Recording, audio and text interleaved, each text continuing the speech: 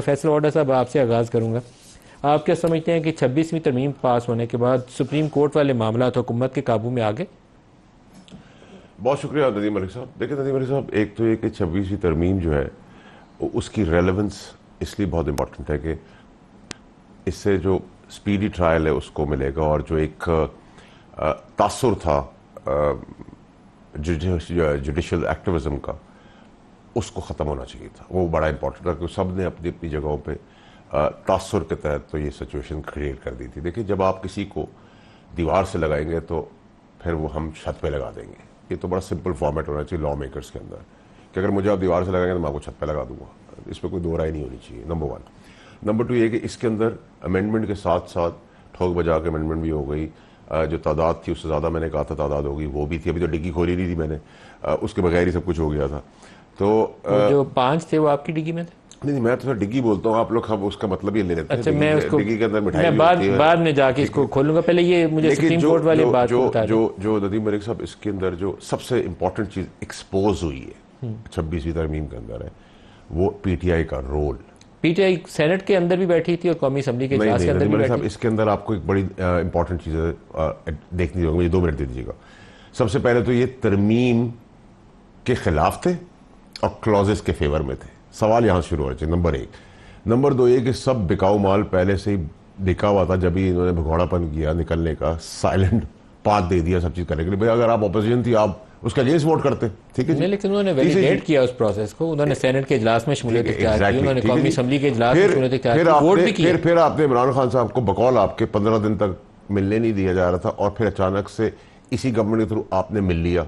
پھر تیسری چیز آپ نے کہا کہ جی ٹارچر ہو گیا، یہ ہو گیا، آنکھیں نکال دی، کان کاٹ دیے، تیزاب پھینک دیا، زبان کاٹ دی، ہاتھوں کے ٹکڑے کر دیے، ٹانگیں کاٹ دی. ایک ایسی سچویشن کریٹ کر دی کہ او ہو بہت کچھ ہو گیا ان کے ساتھ.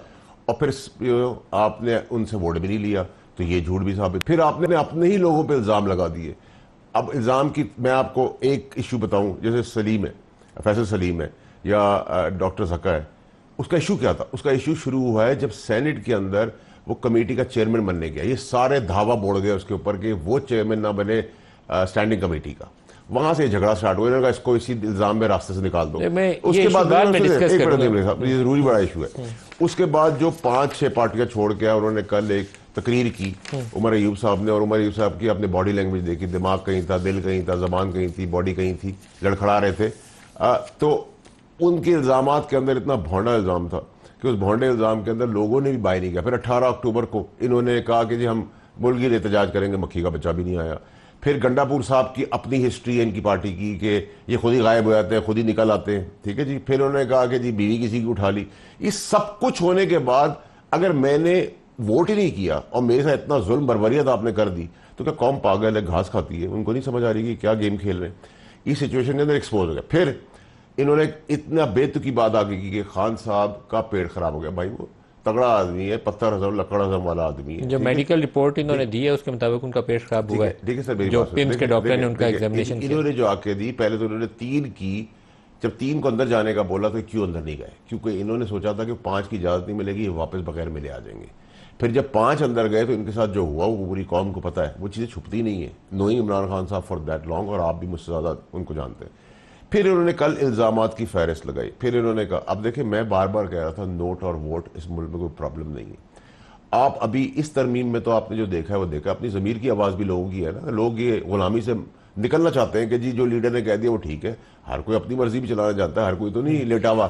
لیکن امپورٹنٹ چیز ہے ملک صاحب، سب سے امپورٹنٹ چیز ہے کہ پی ٹی آئی نے اس دورانیے کے اندر اندر ایک اور کام بھی کر دیا جس کو فارم 47 کی گورنمنٹ کہتے تھے. اس کو ویلیڈیٹ کر دیا، اس کو لیگلائز کر دیا.